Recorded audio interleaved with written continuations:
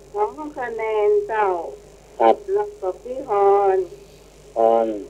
หนึ่ง เจ้า คะแนนที่สาวก้อนฮอนได้เกือบคะแนนเจ้า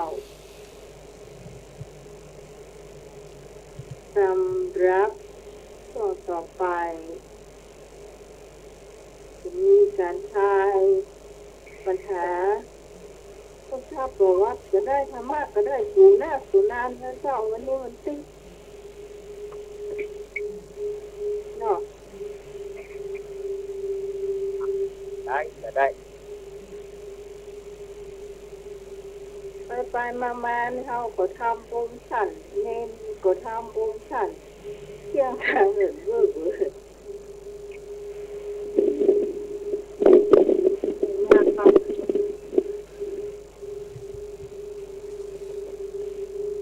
จ้ะตอนนี้อาจารย์นิพนธ์นะเจ้าถ้าว่างก็นิมนต์นะเจ้า065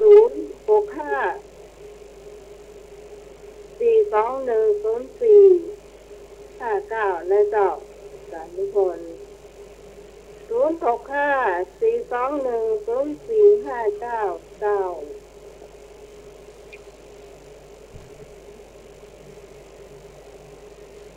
หรือว่าจะไปบวกตัง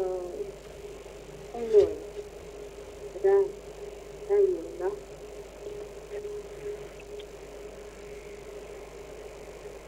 ก่อนที่กำลังรอสารนิพนธ์นะเจ้าขอประกาศข่าวสารทางบ้านดอนตันของเราก่อนนะเจ้าว่าวันที่24 เมษายนนะเจ้าก็จะมีพระราชทานเพลิงศพของพระครูมงคลสิริวงศ์และเจ้าอดีตเจ้าอาวาสวัดดอนตันและก็อดีตเจ้าคณะตำบลแก้วและเจ้าตั้งแต่วันที่21 ถึง 24 เนี่ยเจ้าบางที่ได้จะมีจะมาร่วมทำบุญเจ้าขอเชิญนะเจ้า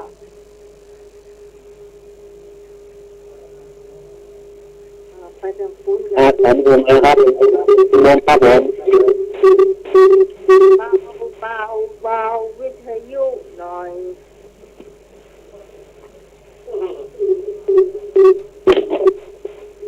มันเอาว่องแวงวิ่งมาตัวอ่ะ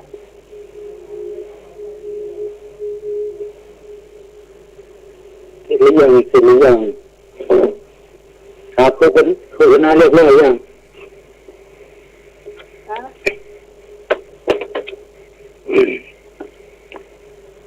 จิตไม่ได้สากาบนมัสการพระพุทธธรรมประสงค์กับนมัสการท่านผู้ในการสถานีพระครูสมุทรวิทยาเจ้าวิทยาวรกิจโตแล้วก็กราบเจริญพรโยมพิสมัยเจ้าของรายการนมัสการเจ้าเจริญพรโยมเอ๋ยครับผมครับผมสวัสดีสมเด็จแล้วครับนมัสการแล้วก็เจริญพรญาติโยมธรรมะคลายเครียดทั้ง4ทิศเหนือทิศใต้ออกตกวันนี้ก็ขุกขักนิดหน่อยเนาะมีเขาลูกก็เลยเนาะอาจารย์เปิดเพลงวันชนะคือดีเนาะวันนี้นะทายกันมั่วเตี้ยไปเลยเนาะ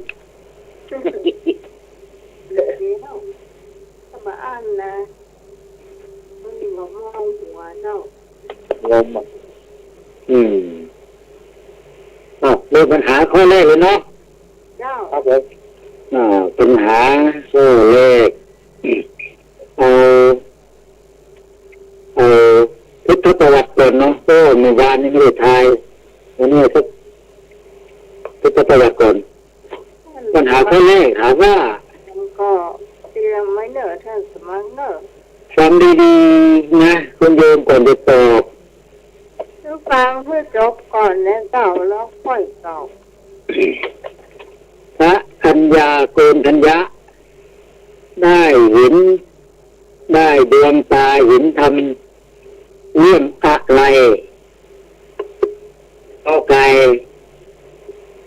มีเกิดต้องมีดับเป็นธรรมดาขอไข่มีเอมีจิตเป็นธรรมดา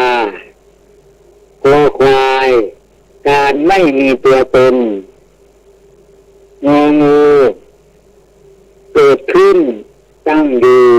ดับไปพระกัญญาโกณทัญญะได้ดวงตาเห็นธรรมเรื่องใดกอไก่การเกิดต้องมีดับเป็นธรรมดาขอไข่การแก่การเจ็บคอควายการไม่มีตัวตนงองูการเกิดขึ้นตั้งอยู่ดับไปขอเชิญตอบกันได้เลย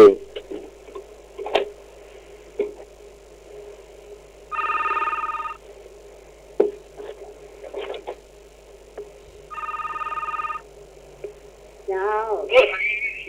ตรงไหนที่เขาตอบข้อกอไก่นะเจ้า กอไก่ มีข้อที่มันตัดสินยากกอไก่กับงองูอ่ะ โอ้โห เอากอไก่ดีกว่าเกิดขึ้น แล้วก็ดับไปเป็นธรรมดา อ๋อ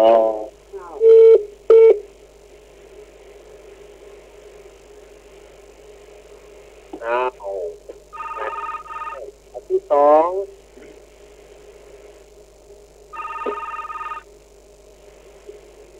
เจ้า ข้อไก่เหมือนกันเนอะ จากเรียนเซลล์ที่เขาแต่นี่ว่าไม่หัว เจ้า จากนั้นนี่พอให้หัวว่ะ ตามไปเรื่อยๆเลยตามไปจิ๊ก อาจารย์นิพนธ์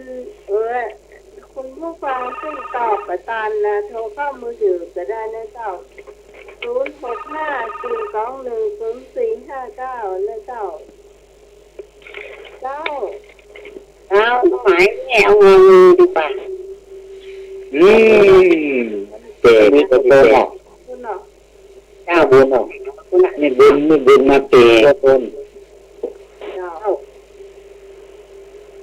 มีตัวตน โอ้ยแล้ว พ่อนี่ก็ไก่เกิดการเกิดต้องมีดับการเกิดการต้องมีเกิดต้องมีดับเป็นธรรมดาขอไก่การแก่การเจ็บขอควายการไม่มีตัวตนงองูการเกิดขึ้นตั้งอยู่ดับไป เจ้า ครับแต่ครับ มาแล้ว เจริญพรโยมนึก งูตัดแต่มากๆนะ งองู ถ้างูตัดไปอย่างนะครับ เจ้า ด้วยไม่ต้องคิดอย่างนั้นนะผมไปนึก เอางองู งอ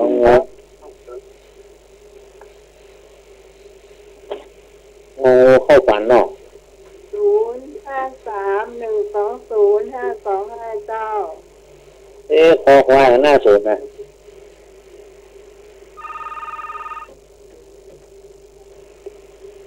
เจ้า พี่กรณ์เอาข้อขอไข่จ้ะแต่แรกจะเอางองูแล้วอันคุณสมนึกเขาเอาแล้วเดี๋ยวเขาจะไม่ได้คะแนน ผมไม่มีขาดรู้ ขอไข่ ขาดสักคนหนึ่ง งั้นพี่อาขอไข่ก็ได้จ้ะ ขอไข่นะครับ จ้า ดูได้เลยเอาคอควายคอควายมีคนหนึ่งเนาะครับงองูมีกี่คนมีสองครับผมงองูสองคอควายหนึ่งขอไข่หนึ่งขอไข่หนึ่งครับผมก็ไก่สองครับ ต้องไก่เนียน ก็ไก่มีองค์พรกับพี่การเสียงสามยอด อย่างสำยอดขอไข่หนึ่งคนคอควายงองูสองคนมีโยมนึกกับโยมไม่บุญใช่ไหมครับไม่บุญก่อนเนาะครับผม มูลก่อน ไม่บุญก็โยมนึกครับขอควายโยมสำหรับโยม หน่วยกับโยมกรกำมลนี่มาคนเดียวไม่ยอมแบ่งใครเนาะครับทุกข์ก็ทุกข์ด้วยนะครับดีให้เวลาตัวหน่วยนับ1 ถึง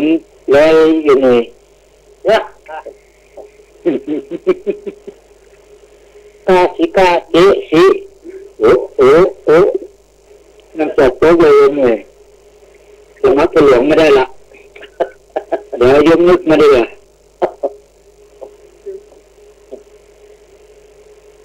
จะเป็นกำนันหรือมาเป็นผู้ช่วยเหรอเดี๋ยวตั้งให้เป็นสารวัตรกำนันก็ได้เอาเป็นกำนันแล้วนี่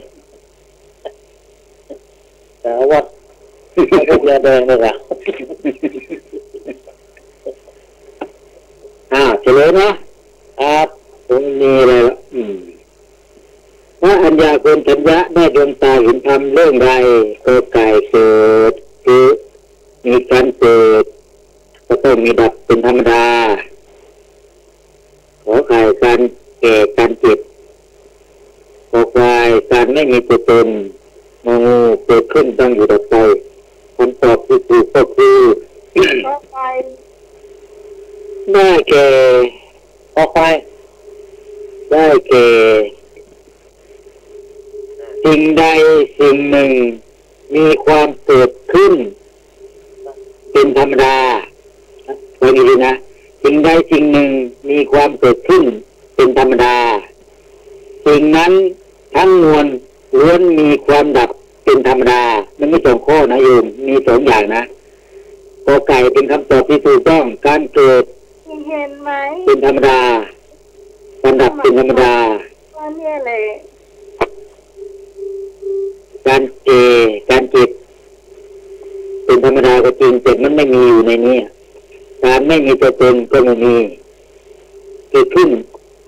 ไม่มีจะตั้งอยู่ไม่มีจะดับไปฉะนั้นก็กลายเป็นข้อคำตอบที่ถูกต้องมีพี่พร2 คะแนนเนาะครับ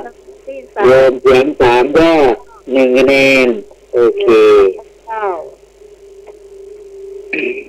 ข้อ 2ข้อต่อไปพระเสขบุคคลคือ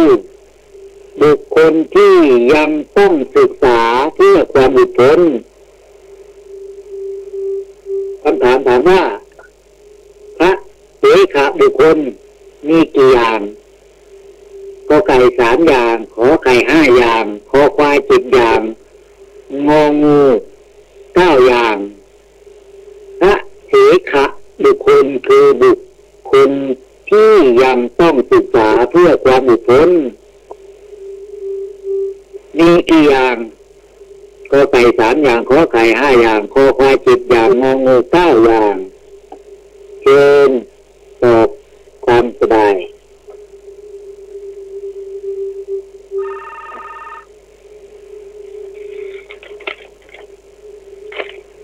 น้องหมายพี่พรตอบขอไข่เจ้า5 อย่างเจ้าขอไข่ขอ5 อย่างรายที่2มาแล้ว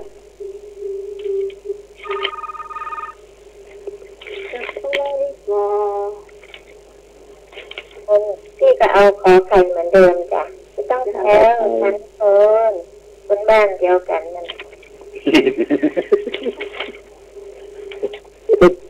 อันนี้เราจะเก็บเนี่ยจะอยู่สมไม่จะอยู่สมโซหรอกไม่ใช่อยู่อย่างก็น้องขามเนาะ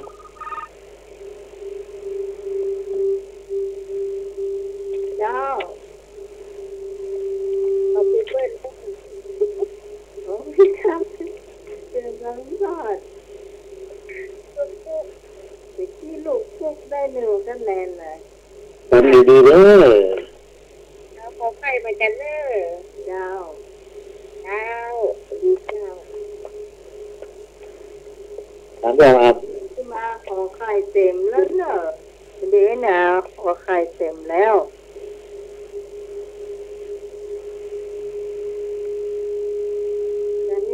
เสขบุคคลคือบุคคลที่ยังต้องศึกษาเพื่อความหลุดพ้นมีกี่อย่างกอไก่3อย่างขอไข่5อย่างคอควาย10อย่างงองู9อย่าง เจ้า ไอ้งองูเหมือนเดิม เจ้า แล้ว ไม่รู้ ไม่รู้เนาะครับเนาะมันเดินมาเกิดเดินมาเข้าอย่างไอ้เก้าเลยน้ำโชคบอกเฮ้ยครับเด็กชายหนูชื่ออะไรเด็กชายหนูแล้วก็ไก่ครับผมเลี้ยงเหนือก็ไก่ครับผม เจ้า จะลงไหน เจ้า เอาคอควายของฟ้อง เอาควาย เจ้า เจ้า เอ็ดยาที่สารีเจ้า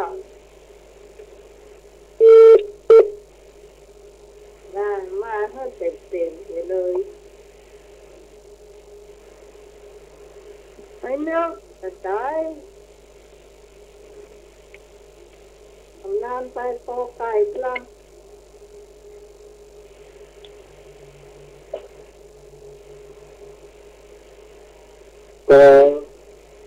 ก็ไก่ยืนหนุ่ยนะ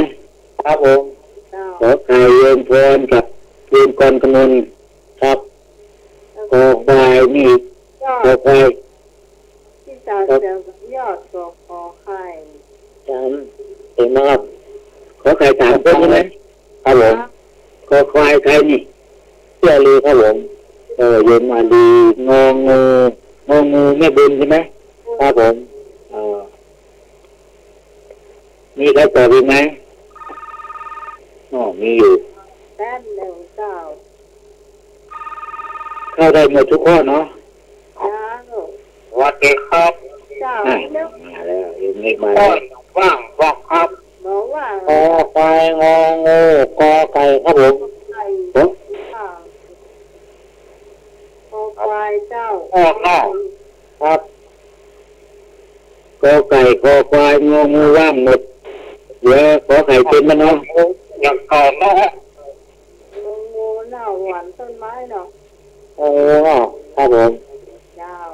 สมนึก โอ้ย ครับ เจ้า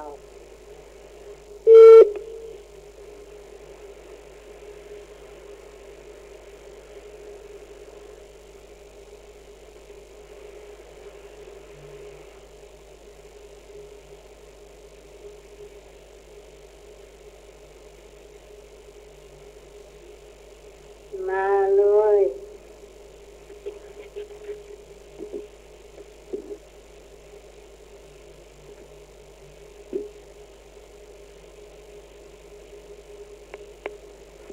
ครับก็ไก่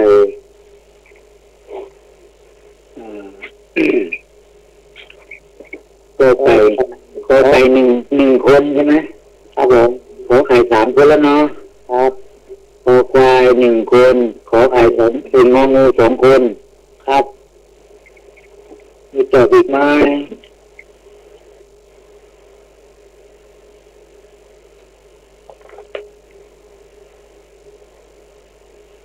พระสีขะบุคคลพระสีขะบุคคลคือบุคคลที่ยังต้องศึกษาเพื่อความหลุดพ้น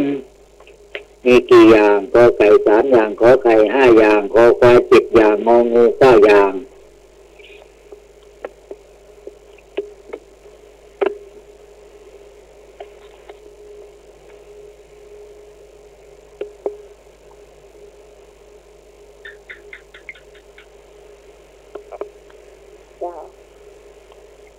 ไปเลยเนาะ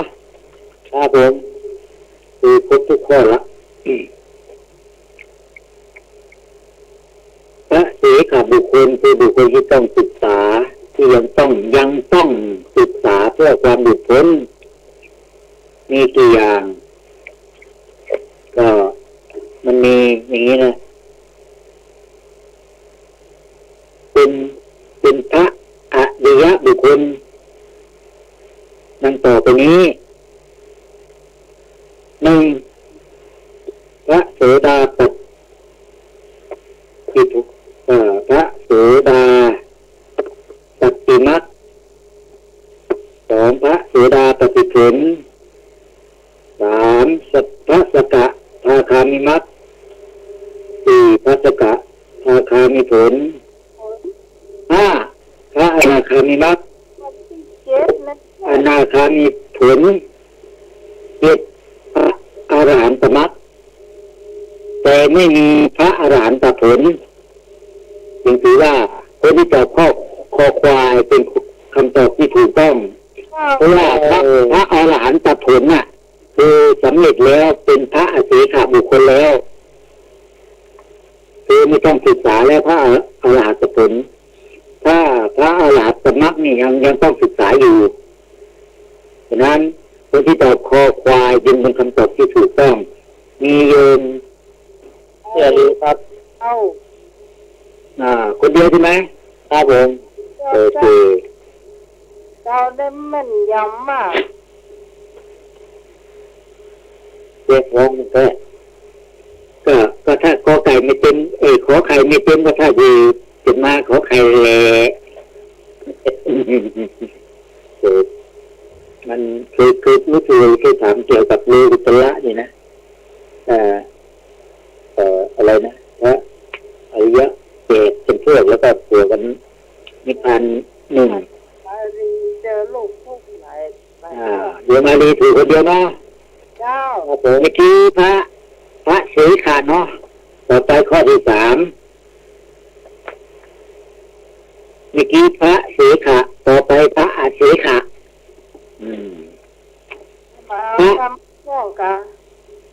พระอาเสขะบุคคลคือบุคคลผู้ละได้สิ้นเชิงถามว่ามีกี่ประเภทเนี่ยถามว่ามีกี่ประเภทพระอาเสขะบุคคลมีกี่ประเภท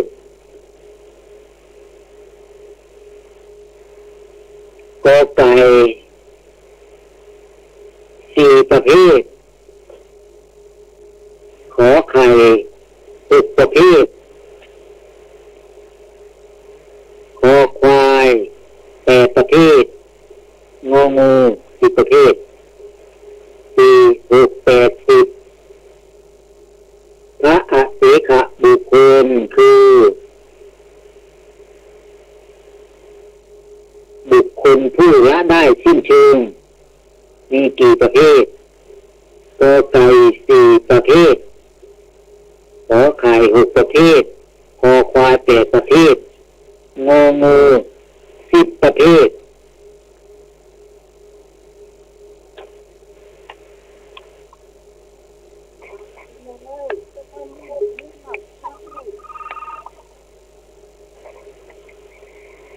พระเสขะนี่คือเทียบได้กับพระอรหันต์น่ะพระอรหันต์พี่กรณ์จะเอาข้อของไข่เหมือนเดิมจ้ะขอไข่ครับสี่หกแปดสิบหกจ้ะหกจ้ะเพราะพี่ไม่รู้ไงพี่กระเดาน้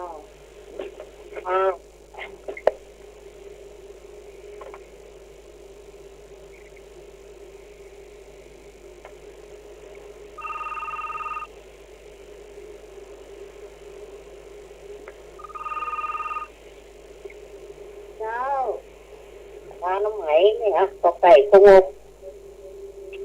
กอไก่กงกแม่บุญ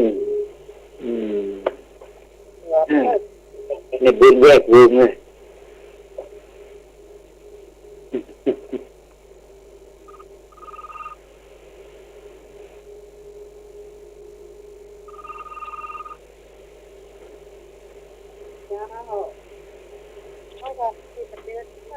ของใครเหมือนเดิมดาวเสียงสามยอดเจ้าขอครับขอไข่ขอไข่ออกขอไข่ขอไข่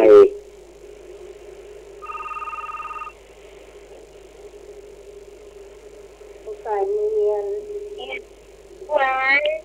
คนคอควายเนอ คอควายมีแป คอ ด คอควาย จ้า แปดเหรอพี่ทอน เดี๋ยวลูกก็ไป โยมพรไปดูที่ไหนติดตะกเตนจ้ะ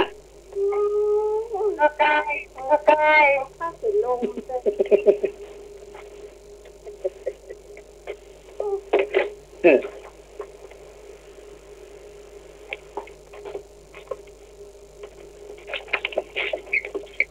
ทีน่ะท่าน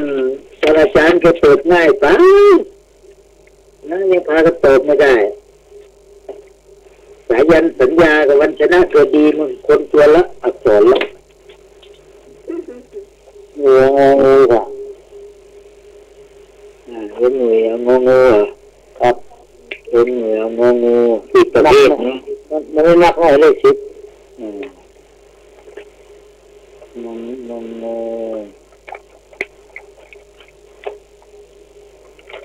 เข้าฝัน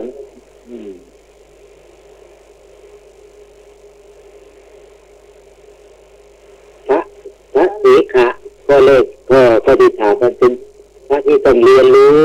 แต่พระสีขะนี่ไม่ต้องเรียนรู้อันนี้นิพพานไม่นิพพานเลยแต่ว่ามันจะมีกี่อย่าง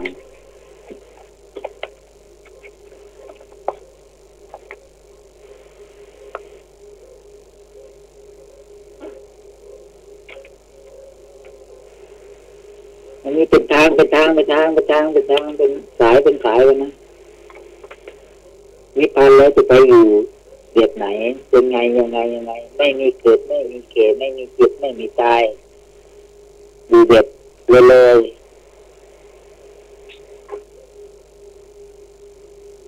ถ้าว่าคือผู้ท่าล่ะจะเนาะ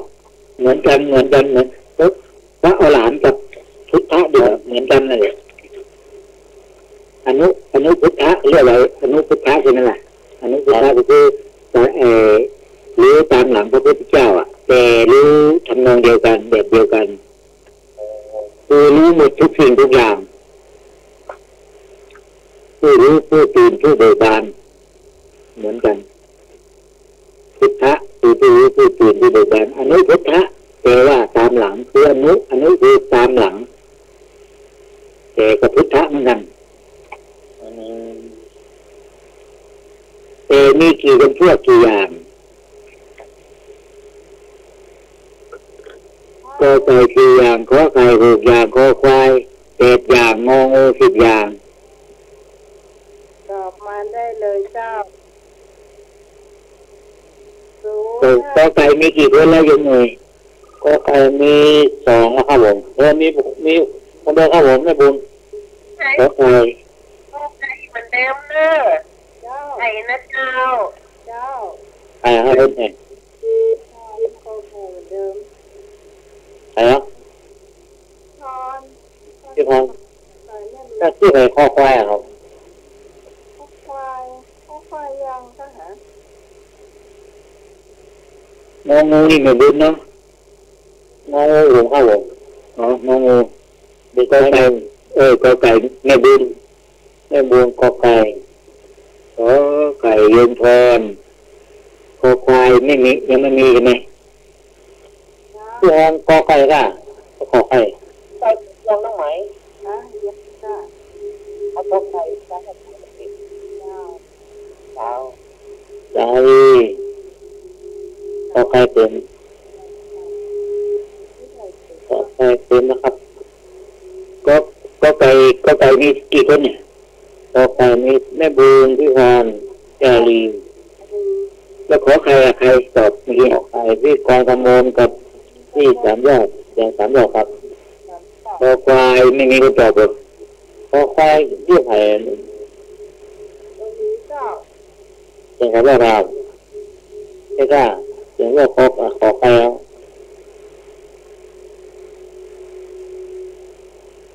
แล้วไม่มีใครละขอควายงูจำได้เมื่อกี้ที่คุณว่าเด็กนักดูเนี่ยเนาะ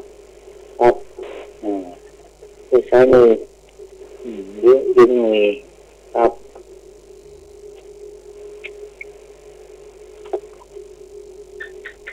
ตัวหน้ายังไม่ใช่ละอ่อนในยังไงนี่มันเป็นเด็กชายอยู่อะเป็นเด็กชายอยู่อะเนี่ยน่ารักเป็นยังไงเนี่ยทำเนี่ยน่ารักเป็นยังไงอยู่หรือเปล่าครับอยู่ครับผม ไม่ได้ช่วยกันเลยเนาะห้องมาติ๊กๆอ่ะ เจ้าน้อ ยังเจ้า ครับ ควายครับ พ่อคอควายเนาะ คอควาย ลูกเนาะ สมนึก ใช่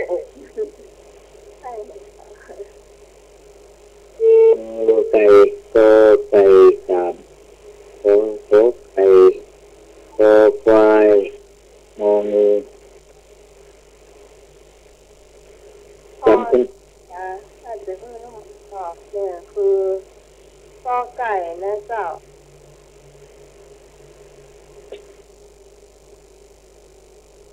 พระเสขะบุคคลคือบุคคลผู้ละได้สิ้นเชิงมีกี่ประเภท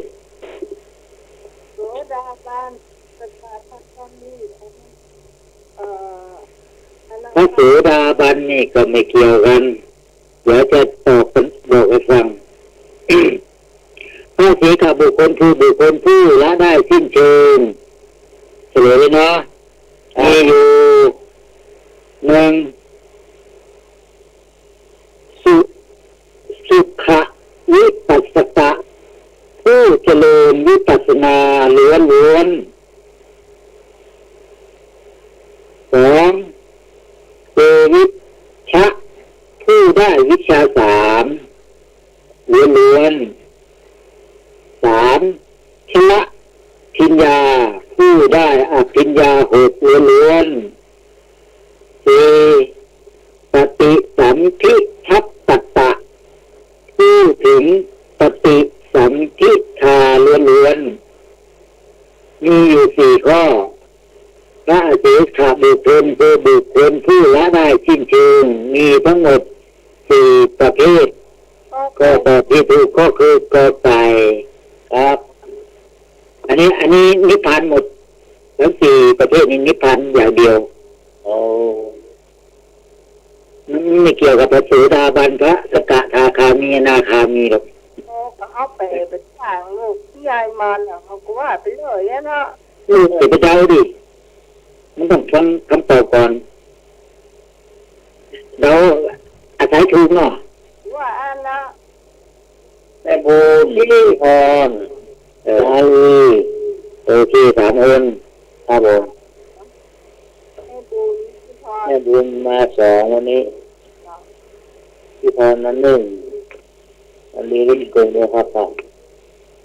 ในกี่หนึ่งสองสามก็แล้วเนาะครับจะไปกับพุทธประวัติ พูดมาก่อน หาบุญครับแม่บุญคนแรกครับพี่พอคนที่สองพี่อาลีคนที่สามโอเคไปถามเรื่องพุทธประวัติ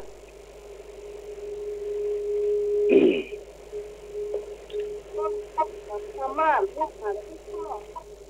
ฮะ พวกแต่นาทีนั้นเรา ไม่ได้ยินเลยเหนื่อยกี่ว่าไงนะ ถ้ารุ่มแปดนาทีแล้วธรรมะจะถามสักข้อ ธรรมะใช่ไหมเจ้าค่ะข้อไหนไม่อยู่ในโอวาทสาม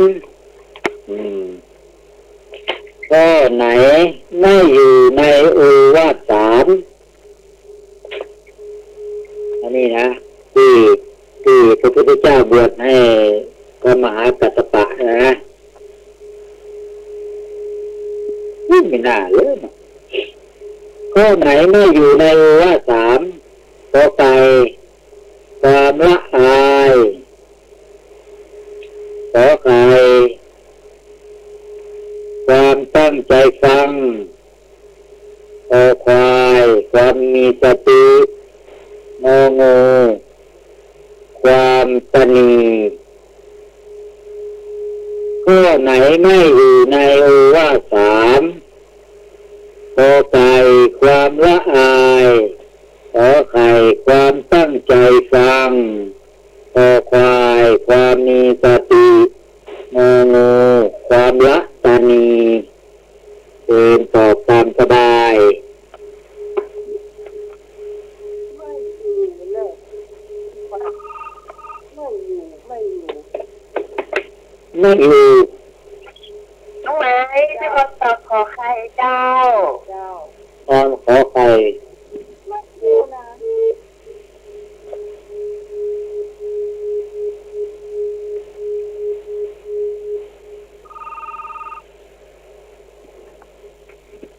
เจ้าไม่สน เจ้าง องูเจ้า เจ้า ดูงองู 053 120 52เจ้า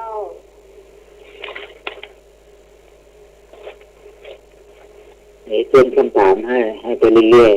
ๆข้อไหนไม่อยู่ในโอวาทสามกอไก่ความละอายขอไข่ความตั้งใจฟังขอควายความมีสติงองูความละตนี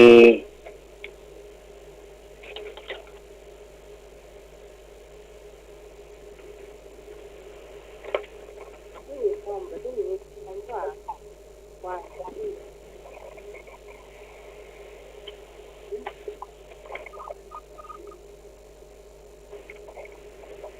เจ้าเอาของอักกันนะครับ เจ้า ขอควายสมมุติ ครับ ที่มันอย่านี่มันไม่ได้อ่านโปรไฟล์แบบนี้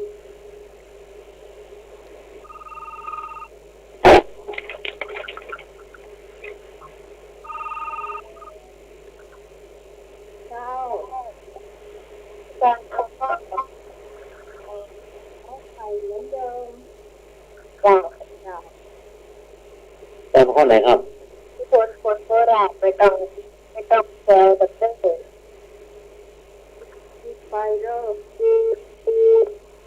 ตอนข้อไหนครับผม เอาไข่ ขอไข่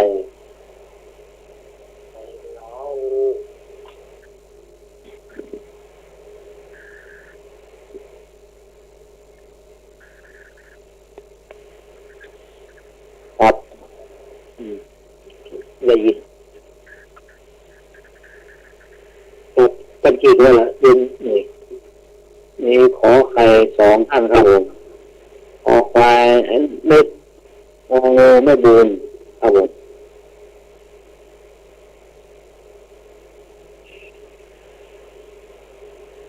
ข้อไหนไม่อยู่ในโอวาทสามก็ไก่ความนายขอไข่ความตั้งใจฟังขอควายความมีสติงองูความละตนีขอไข่ดีกว่า ไฟมีที่ก็ปฏิบัติคนละอย่างเลยเข้าลงดูเข้า เสียงยังไหนค่อยๆเนาะยังไหนครับยังไหนค่อยนะอ๋อไม่ได้ยินเสียงเงียบยังก็กินกลุ่มนี่ไม่ใช่ยัง ฟังดูแล้วคำถามเหมือนกันคำตอบออกมาออกไปเหมือนกันครั้งแรกอ่านแบบนั้นครั้งที่สองอ่านแบบครั้งที่สามติดเขียน ครั้งแรก ความตั้งใจฟังความละอายความตั้งใจฟังความมีสติ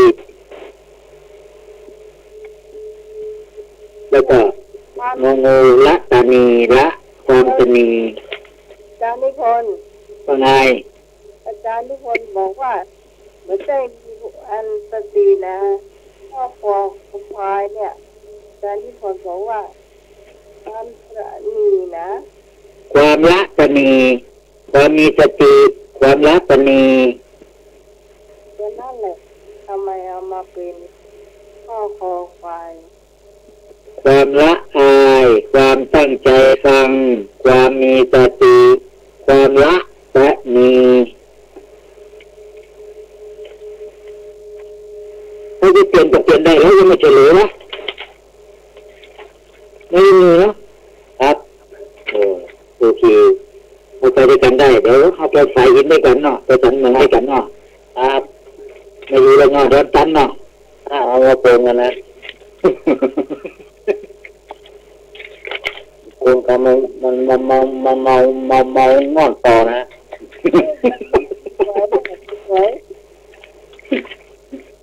มันยังไม่มางอนต่อนะนี่อยู่วัดยังก็เดี๋ยวนี้อยู่วัดยังก็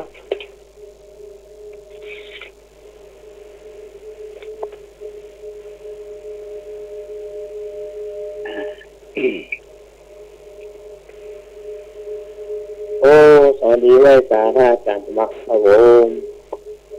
มาเหรอคนผมมองมันนะคนให้ฟังอยู่ครับฟังกับใจละวิทย์เลยว่าขอหายเลยอ่ะนี่อยู่ดีกว่าดีก็หาเป็นแบบตัวก็มีสติ สุดท้ายนั่นเหรอถ้าผมคิดท่าละพอคิดได้เลยเนาะไปเลยนะครับพบพ่อละ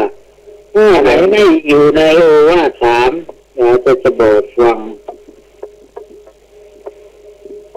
โอวาทสามข้อที่พระพุทธองค์ประทานอุปสมบทแก่พระมหากัสสปะนั้นมีใจความว่า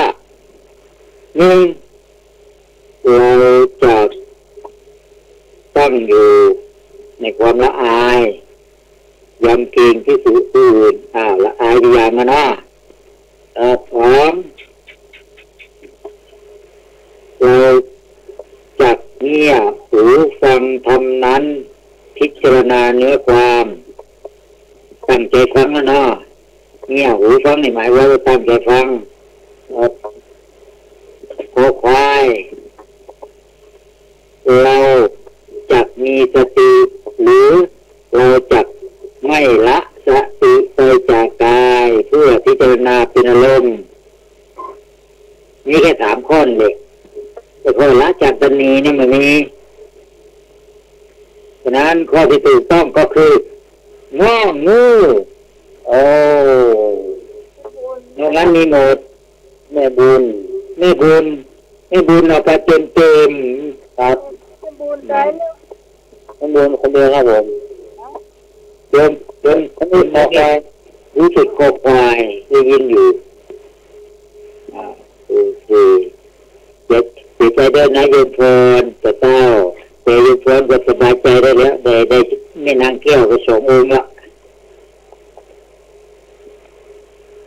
ไอ้สักข้อไหม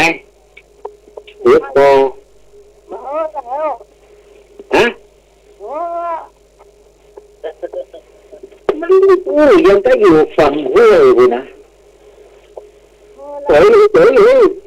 ของเล่นลักละนั่นก็นิมนต์สามเณรรักต่อกันเลยกันเนาะโอเคนิมนต์ครับสามเณรรัก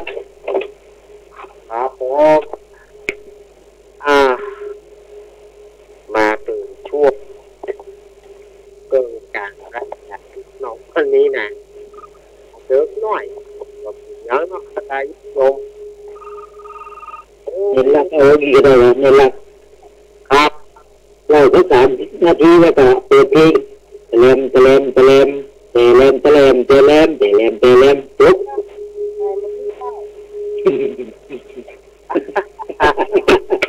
แต่จะขำขันนะจีไม่ได้ไปไหนฮะวันเมื่อวานเจอกันอยู่นี่ครับไม่สบายครับวันนี้จะเป็นไงไม่รู้นี่ไม่สบายครับเมื่อวานเห็นกันเย็บวันนี้ไม่สบายไม่ใช่เป็นโควิดค่ะไม่สบายเมื่อวานนี่ไป ไปยืนใกล้ๆเจปีเลยนะเจปีเสร็จปุ๊บบอกนี่จำเสียงใครได้ก่อนเออตอนแรกเห็นหลานเนี่ยรักนั่งเชื่อไม่ยอมทักยอมทายเลยดีว่าเจปีไปช่วยนึกแล้ว ฮะ คุณหมอสามเณรเรารักแรงดึก ครับวันนี้ก็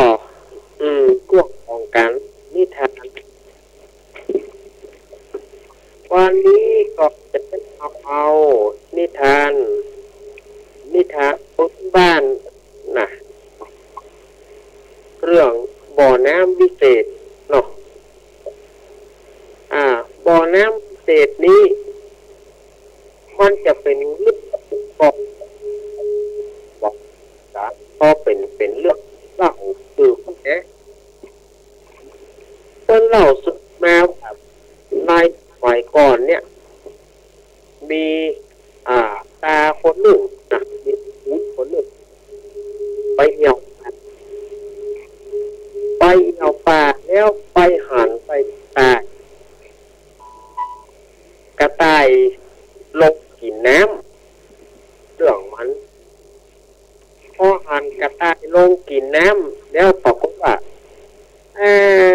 กระต่ายแก่กระต่ายเฒ่านี่มันกลับกลายมาเป็นกระต่ายหนุ่มทีนี้กระต่ายเฒ่าลงไปกินน้ำกลายเป็นกระต่ายหนุ่มทีนี้เอาก็จะลงกินห้องโอ้ยคนไปลงไปบ่อน้ำเมื่อลงไปก็ไปกิน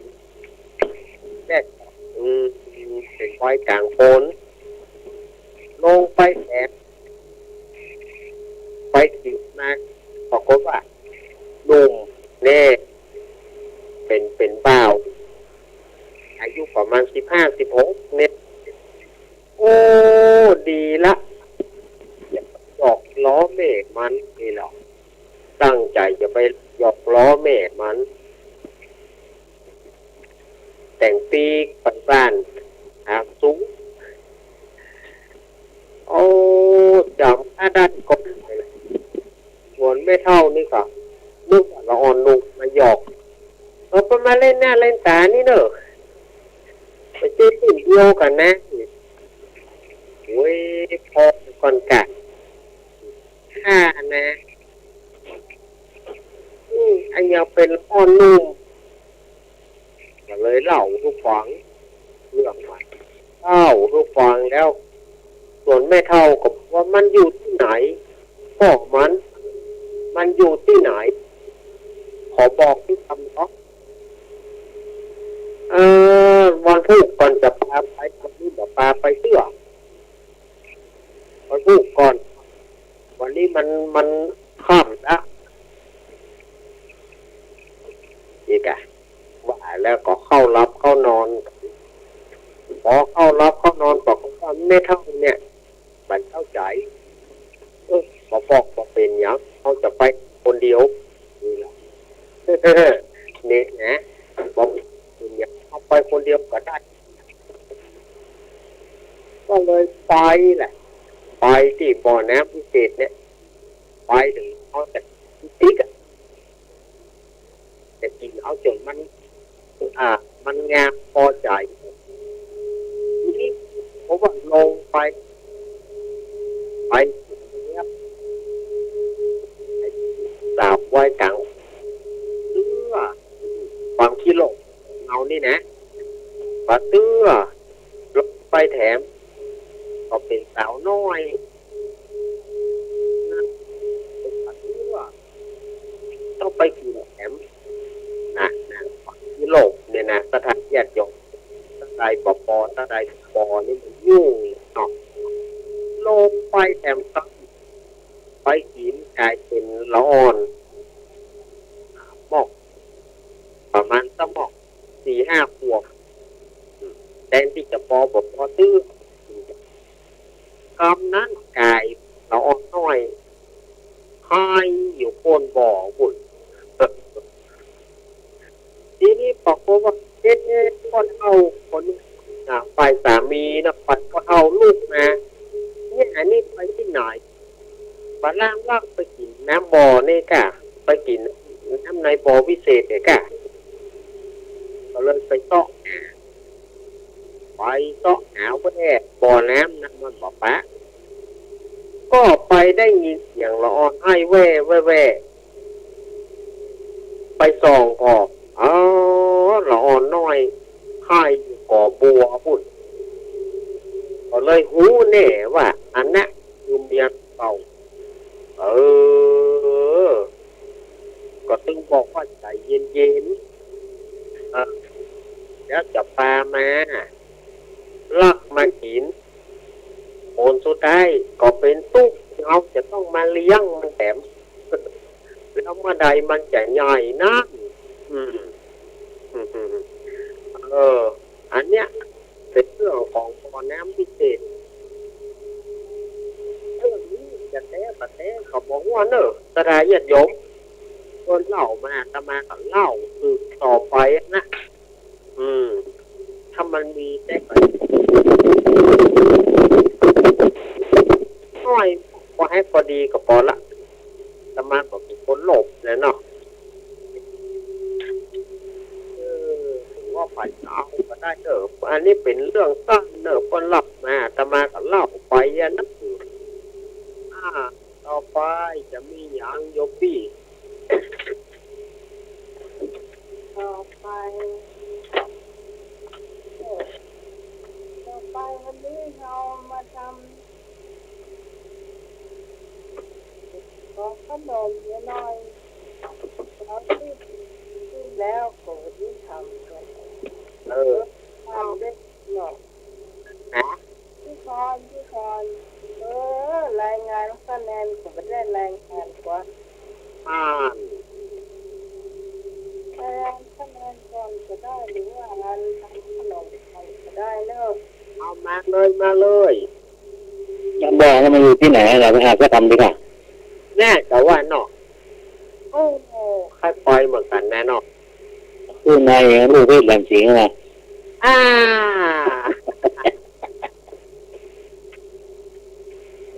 ลงเลยนะเชิญครับผม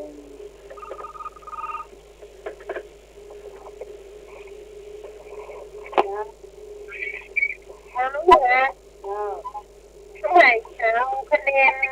แล้วก็ว่าวันนี้เจ้าติดแล้วจนวันนี้ที่แล้วแล้ววันที่12 13ที่แล้วเนาะที่2ได้16ครึ่งที่สารีได้16คะแนนที่บอลได้13ที่สาวพรกมลได้12ครึ่งแม่มูลได้8ครึ่งจ้ะเอกได้2คะแนนได้1คะแนนได้ครึ่งคะแนนเจนะและลุงลุยได้4คะแนนแล้วพี่สาวเสียงสามยอดได้1คะแนนครึ่งวันนี้ได้หลับแล้วพี่สาวเสียงสามยอดวันนี้จ้ะแล้ววันนี้จะมีพี่สาวรีได้11คะแนนพี่สาวกรกมลได้8ครึ่งพี่สาวได้6แม่บุญได้5แล้วก็เสียงสามยอดได้3คะแนนเจ้าได้2คะแนนแล้วก็ไม่สมศรีได้1คะแนนเจ้าจะเห็นดีมากวันนี้จะทำขนมละเจ้าวันนี้พี่ชอนจะมาแต่งข้าวแป้งเนาะก่อนปีใหม่และช่วงนี้ก็จะแต่งเตรียมตัวไปแต่งข้าวแป้งกันนะเจ้า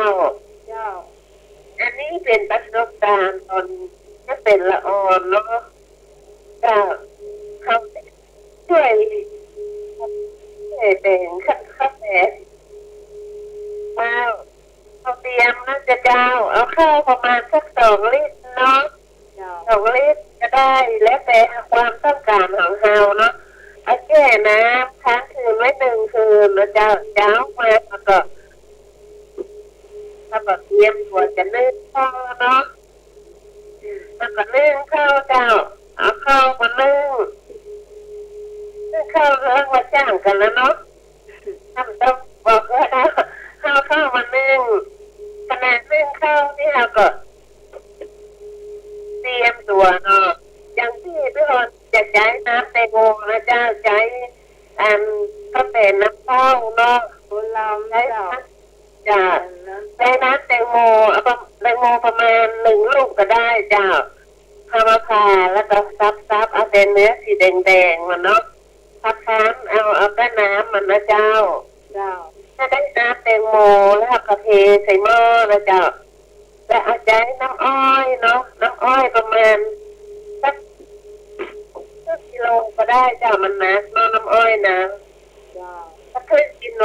ครับเอามาละลายตำให้ละเอียดมันก็ได้เจ้าเอามาละลายในน้ำเนื้อแตงโมกันเนาะและเอาเกลือใส่1 ช้อนชาเจ้ามาเตรียมตัวพอดีข้าวสุกแล้วเขาก็ปิดไฟก่อนเนาะปิดไฟแล้วก็ให้เขาก็ยกลงใช้หม้อน้ำแตงโมน่ะตั้งไฟนะเจ้าเปิดไฟแล้วก็เคี่ยวไฟจนน้ำอ้อยเกลือละลายแล้วน้ำเต้าละลายเข้ากันดีเนาะเตรียมชิมรสดูแล้วมันพอรสดีแล้วก็เราก็เอาข้าวเนาะลงไปกวนอะไรกวนจะทำกวนมันเข้ากันเอาก็ใจงาขาวเจ้าใจงาขาวมันต้องคั่วแล้วเจ้าใจงาขาวประมาณ1 ซองประมาณ5 บาทเนี่ยประมาณ1 ขีดเจ้าน้องไหมเทผสมลงไปนะกวนแล้วก็ทิ้งไว้สักกำเดียวข้าวก็จะอืดเลยละเจ้าข้าวจะอืดพอดีมันแบบแค่ละไปละเจ้าเนี่ยข้าวก็เอามาโพสกันเนาะทำเป็นวงกลมจะใช้ตอกก็ได้เจ้าที่เป็นผิวมันจะแข็งหน่อยนะเจ้าก็โพสเป็นวงกลมตามความต้องการของเรานะเจ้าเขาจะเอาแผ่นน้อยก็ได้แผ่นใหญ่ก็ได้และคนที่น่าเข้าใจแข็งนะเจ้าเมื่อก่อนมันมีแต่ที่พัดซอยยาคืนเนาะทานขณะเมื่อก่อนเป็นจะมีอันนะจ๊ะและหาประสาทยาวเส้นยาวๆนะศาสตร์เมื่อก่อนนั่นน่ะที่เป็นเส้นยาวๆเขาก็พัดตึงนะจ๊ะเอาวางบนแตะที่ยาฮะเนาะแล้วเขาก็วิธีเขาจะเตะข้าวแตนเขาก็เอาจานใส่น้ำหน่อยนึงแล้วก็เอาพิมพ์เนาะพิมพ์เป็นดอกนั่นนะที่เราทำเป็นกลมๆนะเอามาใช้น้ำลูกที่แตะที่สาดหน่อยเนาะแล้วเอากับข้าวมาผสมเกลี่ยกันได้เต็มวงกลมนะเจ้าเต็มวงกลมมันก็เกลี่ยอย่าไปกดนะเจ้าเพียงแต่เกลี่ยที่มันได้เรียงเนื้อเป็นงามๆเนาะที่มันเต็มนั่นแหละเต็มวงกลมก็เขาก็ทำไปเรื่อยๆจ้ะถ้าโคตรมันจะแน่นนะน้องไหมถ้าพิมมันจะแน่นจ้ะมันจะเวลาทอดมันจะปะปุ๊กจ้ะเราแค่เกลี่ยให้เข้ามันเต็มพิมพ์ก็เขาก็ยกพิมพ์ออกเขาทำไปเรื่อยๆจนเต็มและจากนั้นถักก็ไปตากแดดนะเจ้าส่วนใหญ่แดดทอดอย่างวันนี้อย่างทุกวันนี่ประมาณ1 วันมันก็แห้งแล้วล่ะเจ้าถ้าฝนมันอย่างนี้นะจ๊ะถ้ามาแห้งดีแล้วเขาก็ไปแกะออกจากสาธารณะที่บนแตะนะแกะใส่ติดไว้นะจ๊ะเวลาที่เราจะทอดทางกระจายเขาก็ใช้น้ำมันเนาะประมาณ1 กิโลก็ได้น้ำมันพืชก็ได้ที่เป็นน้ำมันปาล์มนะจ๊ะสมัยก่อนมันใช้น้ำมันหมูน้องไหมเดี๋ยวนี้มัน ใจน้ำมันพืชเนาะให้มันโหเลยเวลาทอดนี่จะไปใจไฟแห้งแล้วเจ้านี่มันจะไหม้เอาใจไฟต่างๆแล้วเจ้าอ่อนน้ำไปมันก็แบบพุเจ้าเวลาเราจะทอดเราก็ฆ่าน้ำมันเหี้ยเมื่อก่อนนี่ใจใบปูจุบน้ำลงเวลาน้ำมันร้อนพอดีครับเอาใบปูจุบน้ำลงถ้าน้ำมันจะดังเซี่ยวจะมันพุขึ้นมาเจ้าดีจะจากนั้นครับก็เอาตะกอนเอาใบปูออกนะมันเดียวขึ้นมันมีใบปูแล้วเราก็ใช้ใบเตยก็ได้จ้ะแค่ชุบน้ำเนาะลงไปใต้น้ำมันปูจะได้จ้ะไม่ปูอย่างนี้ก็ปูที่ถ้าเอาไปเชื่อมมาจ้ะก็แบบได้ละเจ้าถ้าน้องใหม่เป็นเลิกน่ะถ้าใจถ้ามีกับใจถ้ามีกับใจใบเตยนะเจ้าอาคาน้ำมันปูจนเสียงมันตัดเนาะเสียงมันหายไปเขาก็เอาออกจากใบเตยหรือใบปูออกแล้วเขาก็เอาข้าวแตนที่เราเก็บไว้ในตีนขนาดลงมาทอดสู้กำเดียวโอ้มันจะพุขึ้นมาครับก็รับด้านของเนาะครับก็รับพอเป็นเหลืองดีตาก็เอาใส่กระมังใส่เนี่ยกระเด็นน้ำมันนะจ๊ะนะคะมันเย็นแล้วก็เตรียมมาใส่ถุงเตรียมไว้เก็บไว้ใส่จานกินด้วยกันจะลำขนาดเลยจะหอมหน้าขาวแล้วจ้ะจ้ามันน้องเนี่ยจะใช้ขาและใช้ผ่อนก่อนนะอันขาแข็งนะเพราะสมัยน้ำใหม่แน่นอนละเดียวมาไข่แป้งเจ้าเดียวก็ไม่ค่อยมีไข่แป้งไข่แป้งร้านที่เขาขายขาดนะอันยักษ์ใหญ่เนี่ยเต้นใหญ่ว่า3 แผ่น9 บาทวะเนี่ยอันก็มีเหมือนกันจ้ะแต่เขาจะทำในรูปแบบใดจ้ะถ้าแผ่นใหญ่โอ้บางทียังเขาแปะลำปางมาทั้งใหญ่จ้ะอันนั้นใหญ่แต่ก็พูดอยู่จ้ะพูดกันน้ำพันทำแล้วก็มันบันยันเหมือนที่ก่อนว่าเนาะมันแต่เวลาทอดมันสลัมอยู่สบายจ้ะขอบคุณที่ก่อนนะจ้ะไปมันแล้วอ่ะ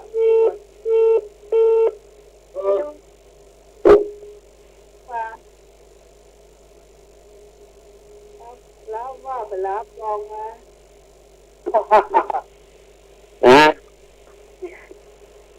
ยังมันแล้วว่ารับตั้งเขาเป็นเขาขยับหลังให้นอนเนาะโอ้จ้ะ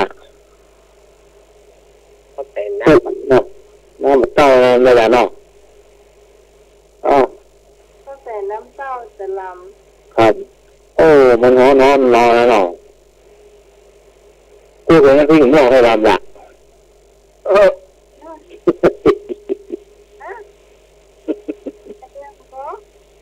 กูเป็นนั่งที่หม้อไงมันจะเข้ากันไหม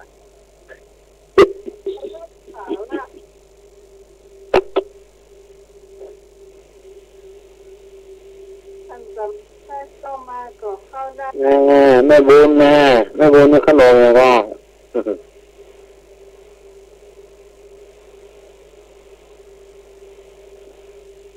ไปโทรเข้ามาเลยนี่นะครับ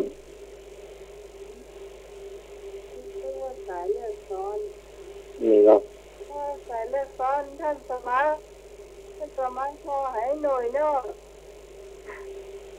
แต่สมัครหน่อยอ๋อสายน้องพอให้หน่อยเนาะเดี๋ยวแกบอกต่อเองเนาะ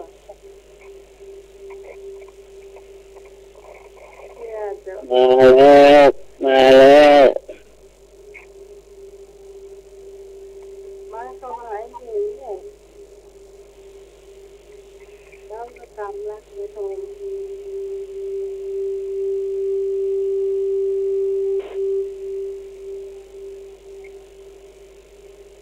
ท่านสมัคร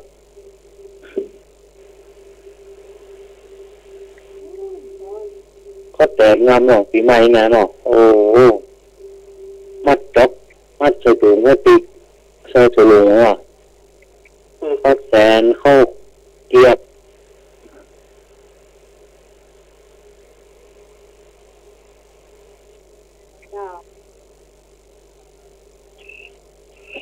ครับผมต่างครับต่างครับครับผมครับการนมัสการทางครูวิศวะประจำนิพนธ์นายหมายลุงมืออาจารย์สมณะราพึ่งทุกท่านเลยครับอาจารย์ครับครับผม นอนเตือนล่อ ยังอ้อมหรือยังครับขนมเพิ่งเสร็จไปครับ อ๋อมาเลย ครับมาเลยอาจารย์ยังอ้อมวหันเท่าหลังกล่อง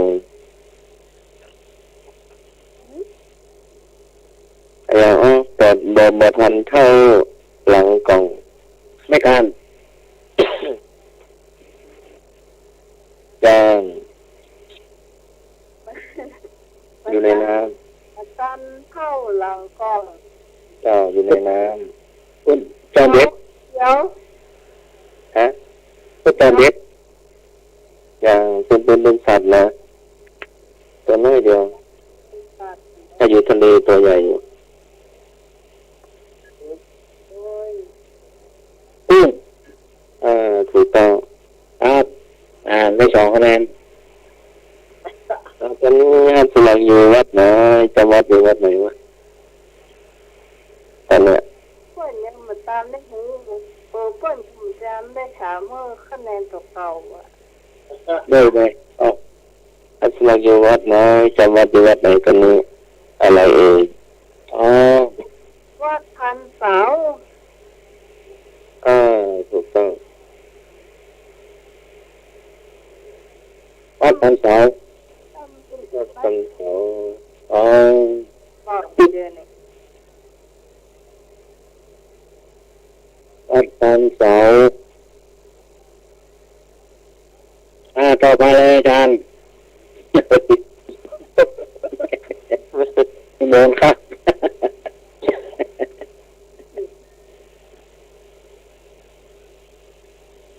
ไปไงจ๊ะ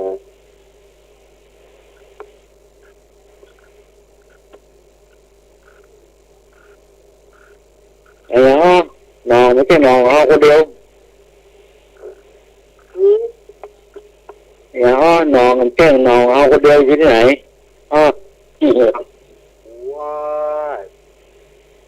น้องชายไม่ใช่น้องอะไรไม่ใช่น้องของเราคนเดียว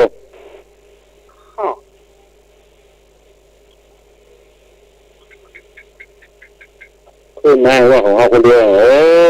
ใจจะตำเนี่ยน้องทำไม่ใช่ มันอยู่ข้างไหน ที่บ้านเอานะครับ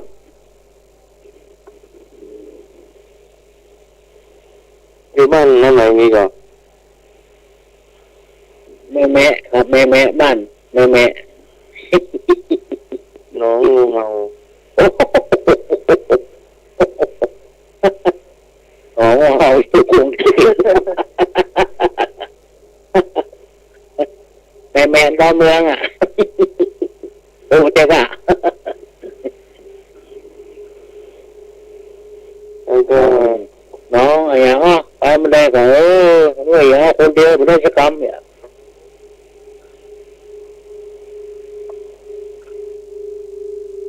เอาบอก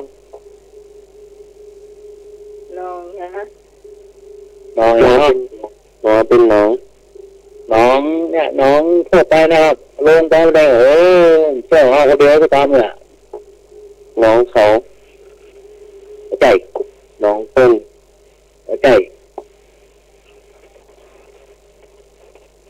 มันน้องเลยครับหรือว่ามันน้องเลย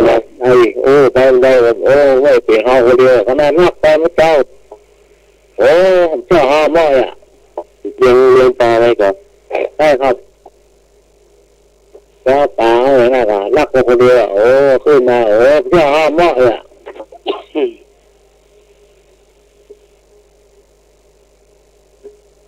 หนอฮะได้สติอ่ะโอ้เดี๋ยวขึ้นมาวะโอ้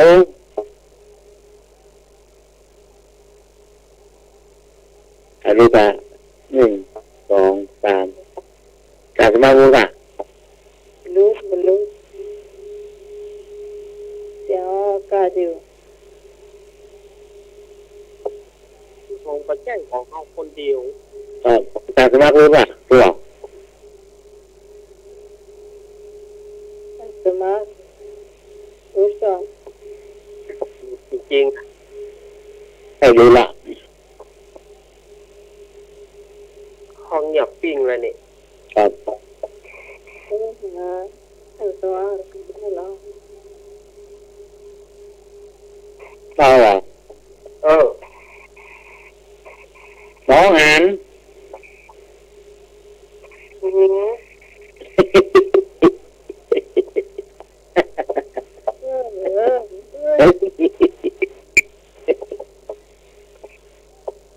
บ้านที่กองกระมวลอ่ะบ้านไหนเจ้าค่ะ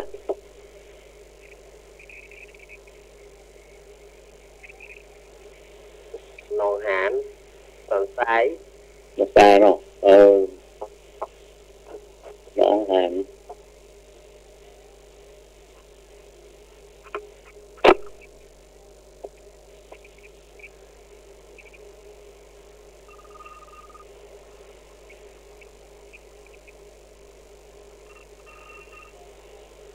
เจ้า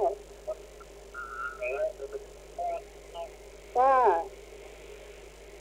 ปานนำหน้ารอลิงตาหลังคือหยังก็ปอปลานำหน้ารอลิงตามหลังตาหลังปลอขอข้าวสาร2 ลิตร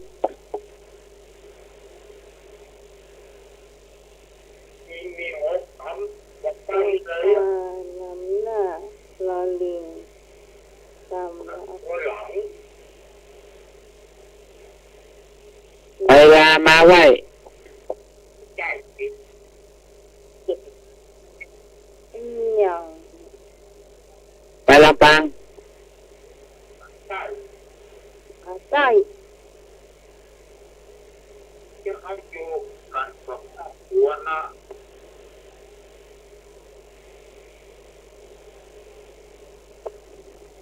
ปอปลานำหน้ารอลิงตัวก้น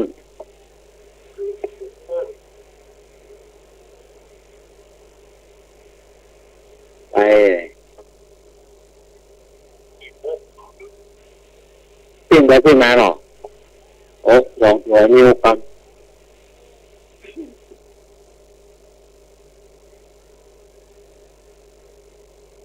ครับอันนี้ว่าปอปลา1 ตัวรอลิงตัวก้นว่ะจะไป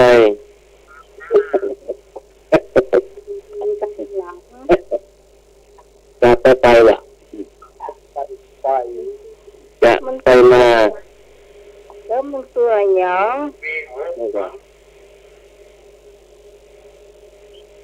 อยู่บ้านฮาวายเนอะ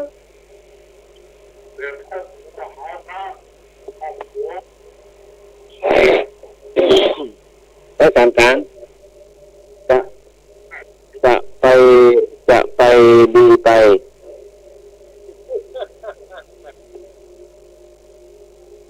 แล้วก็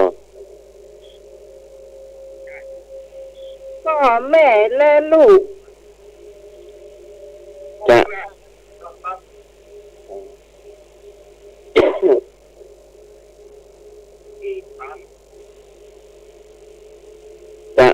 ไปพ่อแม่และพ่อแม่พร้อมพ่อแม่พร้อมครอบครัวลูก แม่ พ่อแม่และครัวของลูก ไว้ที่ไหนนั้นความฟังนั้นเราเรียนตัวพูด เขารอลิงเขากับลูกนะ จากที่ไหน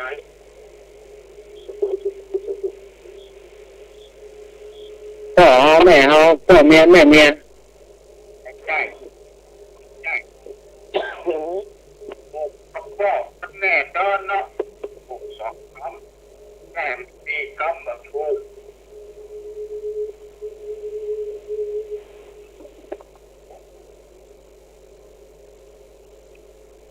พ่อเอ้ยแม่เอ้ย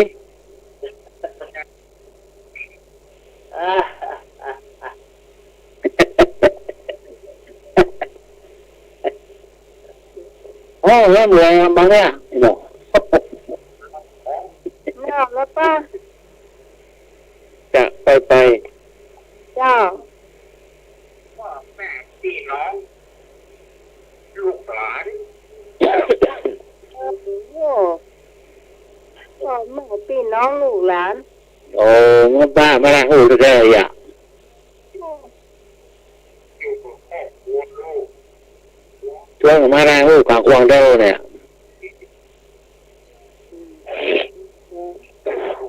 พ่อแม่พี่น้องลูกหลานเจ้าขอบคุณในเนกเตอร์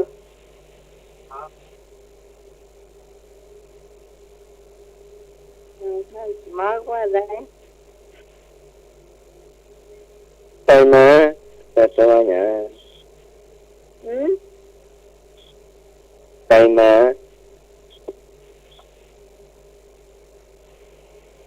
ไปมาไปมาเพราะอะไรอ่ะห้ามมาห้ามมาไปเนาะไปอ่ะไปอ่ะลายไม้มาลายแล้วก็ปลาแต่ไม้มาลายปลาไ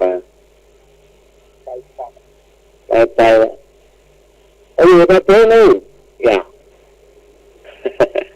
ห้ามไปจะไปมาไม่รู้มาสุก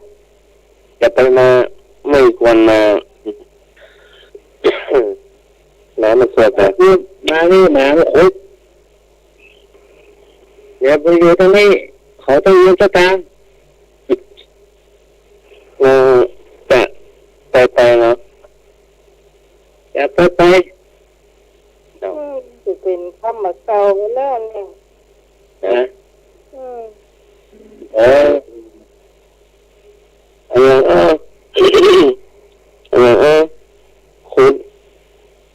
ขุดได้เอาพวกขุดมาได้ติดตัวตัวมา น้ ก็น้ำตะกินสินค้าราคาสูง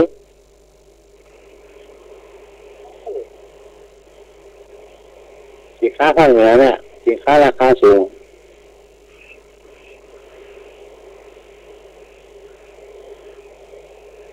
ของกินเนี่ยเจ้ของใจนี่ของกิน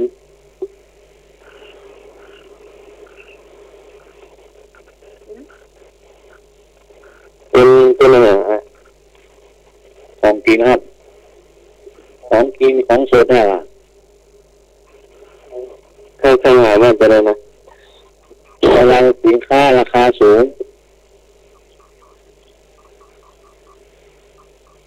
ของสมัยไหนก็สมัยไม่รู้สมัยเก่าครับสมัยเก่าเนี่ยครับผมของธรรมชาตินะแล้วก็ ำตาล อ่ะ ตาล แล้วใจพึ่งต่อใจต่อพึ่งต่อตา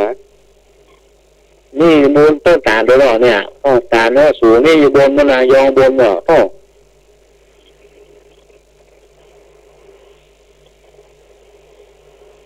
หน่วยสาร ไม่ใช่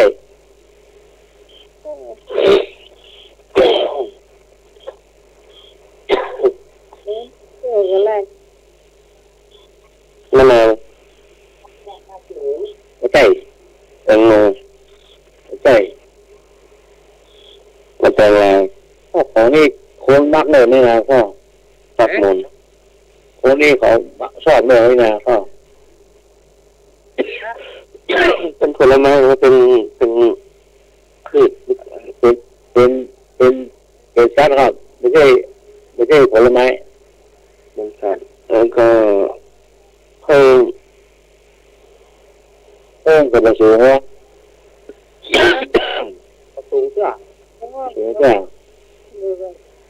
สูงอ่ะผมชอบผมเอาก็ชอบนะ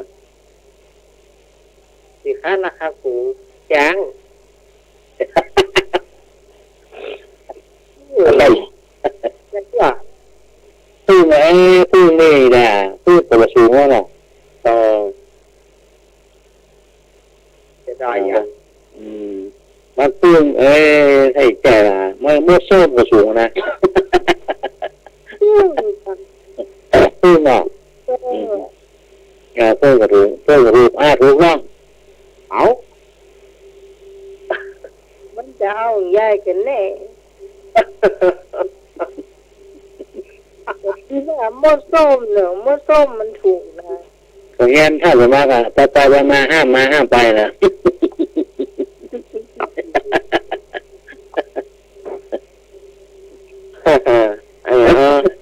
รถไฟมีกี่ขา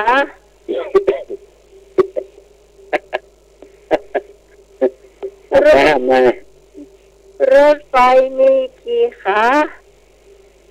รถไฟแก้รถไฟปลอมไม่ใช่โอ้ยมันใช่หัวมันใช่เก็บอันนั้นมันใช่หัวใช่น้ำมันเดี๋ยวนี้มันใช้กันแล้วดูอ่ะความเร็วสูงเนาะไฟฟ้าเนาะรถไฟมีกี่ขาโอ้ปีใหญ่นักนะทุกคนเรียงแบบ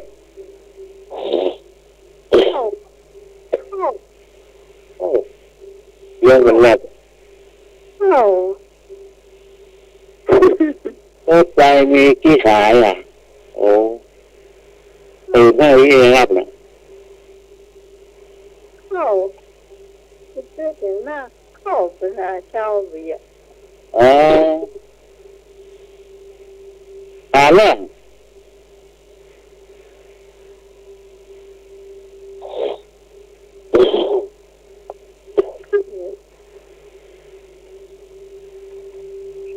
เรื่องบ้างเสียมาถูกใช่ครับเข้าใหญ่ขาซ้ายขาขวาขาไปขามาขาประจำสมัครต่อใหม่ขาไปขามาขาปิกขาไปต่อขามามีกี่ขา2 ขาถูกต้องโอ้เป็นนับใหญ่หน่วยใหญ่นับไอ้เมื่อไรแล้วเอาอีกคำหนึ่งนะไอ้ยอก้นสีฟ้าหน้าลงดินขึ้นฟ้าหนขวางมีหางกลางปาก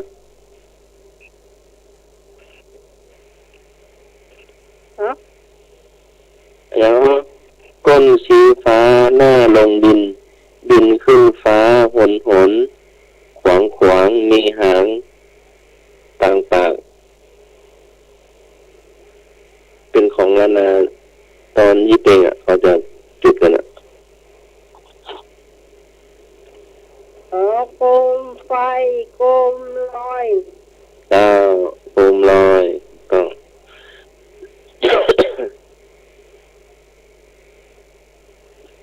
เจ้าคน พวกหนึ่งคำถามบ้านละ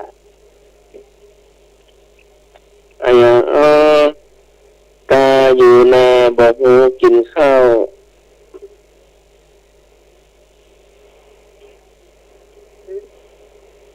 ตาว่าตาครับกากอไก่สระอาเล็กบวกตาอยู่นากาอยู่นาบอกหูกินข้าว ได้ค่ะ กาอยู่นาบอกหูกินข้าว ครับผม นกเฝ้านกเฝ้าอย่างนั้นก็ คุณได้กา ที่พูดมาตั้งแต่ กาลาตากข้าว ปลา เป็นยังไงครับผมอาจารย์ เสือลำนั่นแหละลำแพนนั่นแหละเขาเรียกว่าสัตว์กาลาก็เสือลำแพนนั่นแหละง่าย เสือลำเพนเสือปูนั่งเสือปูสันข้าว ๆเสือลำแพนที่พวกเอาทำฝาบ้านน่ะเอาทำฝาบ้านเลย เสือไม่ไผ่เนาะครับ นั่นแหละก็เอามาตากเข้าในสมัยก่อนไง จากแยงอาจารย์เนาะไม่เนาะ สัตว์กาลาสัตว์ตาลน่ะ อ๋อ สัตว์ที่พวกเอาเป็นตารางอ่ะ ครับครับ แล้วเวลาแล้วนะ ฮะ ผมไม่ควรจะทำปัญหาทำเนี่ย อะไรอยู่บนไอติม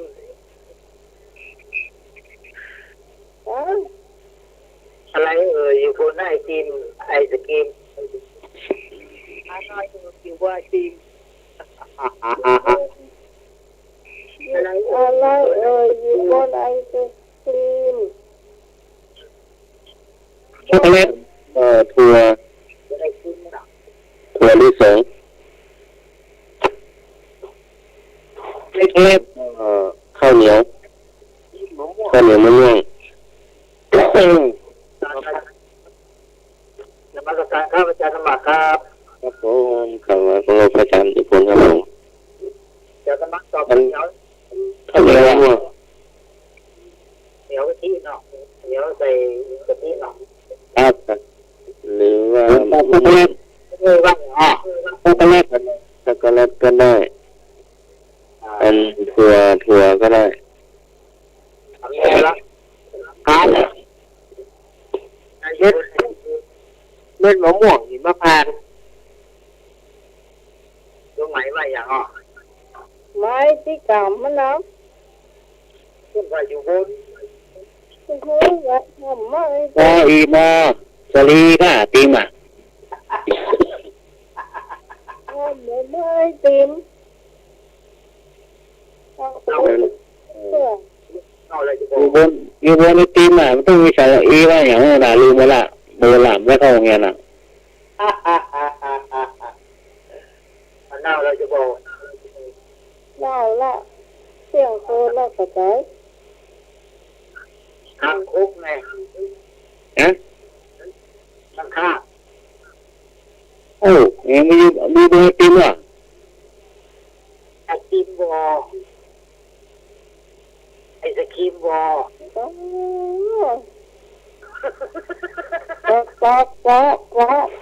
ไปเลย อ๋อ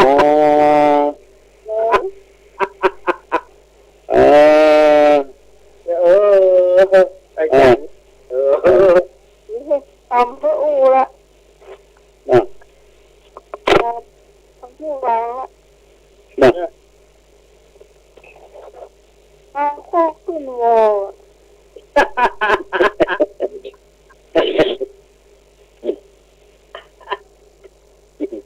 อันนี้ค่อนข้างกวนแท้เลย ก้านกับงอบก้านกับ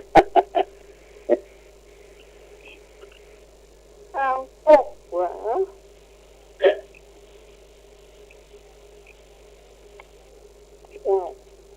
หมดเวลาแล้วเนอะคุณผู้ฟังแต่จะมาเล่า ถ้าจะมาพระรา พวกควายอ๋อเนาะ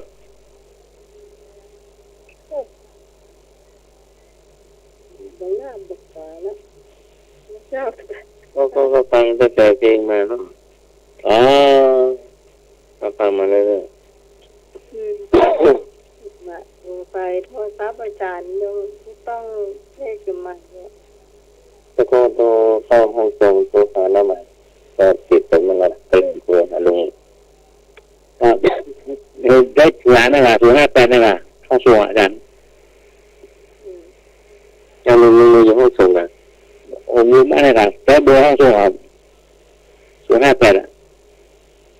อาจารย์โทรมาหรอกครับผมเอาละวันนี้สำหรับวันนี้คงจะสิ้นก่อนท่านสมัครลาก่อนเนาะครับผมโมครับฮัลโหลขยายปรมาลาภาความไม่มีโลกเป็นหน้าธรรมเกิดขอการนมัสการพระอาจารย์พระครูสุวิศวะพระอาจารย์นิพนธ์พระอาจารย์สมัครเราแรกแล้วก็น้ำไม้ลงมือทุกท่านนึ่งขอสาธุเจ้าในแนวลากเจ้านิมนต์ครับครับคืนนี้ขอให้ทุกท่านรับฝันดีโรคภัยไข้เจ็บต่างๆอย่ามีประทานญาติโยมรับให้เงินไม่เอาเหมือนกันผู้จุกหมดพระครูสมุวิศวัตวรกิโจขอบคุณนี่ก็ขอบคุณท่านอาจารย์สมัครยานสีโลครับผม ขอขอบคุณหลวงพ่อนิพนธ์พัทยาโทครับผมที่ขาดก็ได้ขอบโยมปีพิสมานี่ขอบคุณคุณนุ้ยครับวัสนาครับผมญาติโยมทุกท่านที่เปิดเครื่องรับฟังอยู่ดีมีสุขอยู่ดีกินผ่านการต้อมเหมือนกันทุกคนนั่นจงจักมีจักตาโรสภาวะทันติอายุอโนสุขังพระอาในโมอาจารย์ในโมครับถ้าตนเองเป็นคนดีมีสามารถแต่ขี้ขลาดจิตที่เป็นจนหดหัวท่านเรียกว่าด่าทำดีแต่ขี้กลัวพวกคนชั่วยิงไปหยองของบ้านเมืองพวกคนชั่วแต่ร่วมรักสมัครสมานบริวารวางตนเป็นคนเสื่อมสร้างเครือข่ายขับเคลื่อนกันแดดกันเฟืองคนเชื่อเชื่อมเยี่ยมคนดินแดนไทยก็ขอกราบนมัสการท่านอาจารย์สมัครกราบนมัสการท่านผู้ในการประสานีเจริญพรโยมที่สมัยโยมหนึ่งครับครับผมดีผมเนรละเจริญพรญาติโยมธรรมะกายเชื่อทุกท่านขอเจริญพรกราบนมัสการครับผมทุกครับผมครับผมครับต่อไปเลยเนาะครับผมกราบไหว้สาราอาจารย์พระครูสมุวิศวะนะครับครับผมกราบไหว้สาราอาจารย์สมัครครับอาจารย์นิพนธ์ครับผมอาจารย์นิรักษ์นะครับผมเดือนแกมสวัสดีน้องใหม่นะครับสวัสดีครับสวัสดีธรรมะใครเชื่อทุกท่านนะครับไหว้สาวครับผมลองชื่อของอาจารย์จะว่าเต็มไหมพระครูสมุวิศวะวรกิโจมาสอนไว้ใช่คือเดี๋ยวรอไปกินเท่งตีวอบอกเลยขอเปลี่ยนไปที่กล้าได้ก่อนเจ้าสำหรับวันนี้ก็สนุกสุขสันต์พอสมควรนะเจ้าเขาจะมาป้ากันเป่าติดหน้านะเจ้าทีมงานธรรมะใครเคลื่อนเฮาสำหรับวันนี้โชคดีเหมือนกันทุกคนพระเจ้าพิจารณาสิริยดอนชาวบ้านรักตันตำบลหนึ่งแก้วพังริงขอบคุณพระสารพระครูสมุวิศวะวรกิโต ผู้อำนวยการสถานีผู้ควบเสียงเลือกเพลงคุณผู้ฟังได้ฟังโดยสำหรับวันนี้ต้องขอบคุณเป็นอย่างยิ่งที่เมตตาและเจ้าพับโทรศัพท์และเจ้าแล้วก็ต้องดูแลเรื่องเลยธรรมะสายเครียดมาถึงเวลาถึงเข้ามาปีที่8แล้วเจ้าต้องขอบคุณพระอาจารย์ที่อยากที่อยู่ที่ในสำหรับวันนี้ลาคุณผู้ฟังไปก่อนสวัสดีเจ้าดีครับผม